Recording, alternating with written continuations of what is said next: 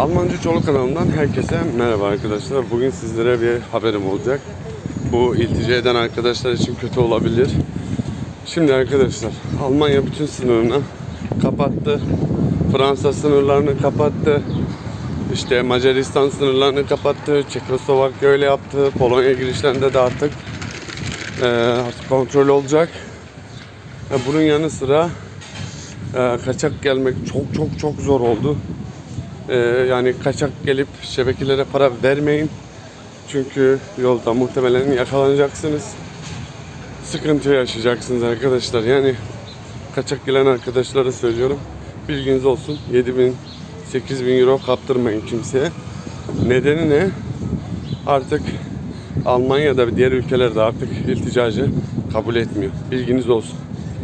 Bu arada bir de videolarımı beğenip kanala abone olursanız iyi olur.